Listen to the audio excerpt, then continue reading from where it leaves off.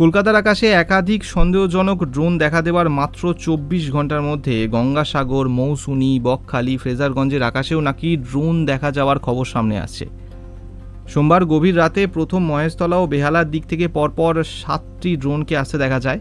এরপর সেগুলি নাকি প্রথমে হেস্টিংস এলাকা, তারপর একে একে দ্বিতীয় হুগলি সেতু, ফোর্ট উইলিয়াম ময়দান সহ ভিক্টোরিয়া মেমোরিয়ালের ওপরেও নাকি ঘোরাঘুরি করে এবং একসময় ড্রোনগুলিকে পার্ক সার্কাস ও উত্তর কলকাতার দিকেও নাকি যেতে দেখা যায়।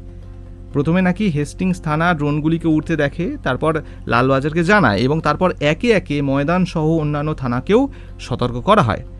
তো কলকাতায় এই ড্রোন দেখা দেওয়ার মাত্র ২৪ ঘন্টার মধ্যেই আবার গঙ্গাসাগর, মৌসুনী, বকখালি, ফ্রেজারগঞ্জের আকাশেও নাকি ড্রোন দেখা গিয়েছে। এবার সন্দেহজনক ব্যাপারটা হচ্ছে এই ড্রোনগুলির সাহায্যে কেউ বা কারা গোপনে কোনো ছবি তুলছিল কিনা। কারণ কিছুদিন আগে এই কাশ্মীরে ড্রোনের মাধ্যমে হামলা চালানোর চেষ্টা করেছে পাকিস্তান এবং দেশের এই সময় মহানগরীতে এবং একই সাথে গঙ্গাসাগরের দিকেও গভীর রাতে একাধিক ড্রোন দেখা দেওয়া সত্যিই কিন্তু সন্দেহের ব্যাপার।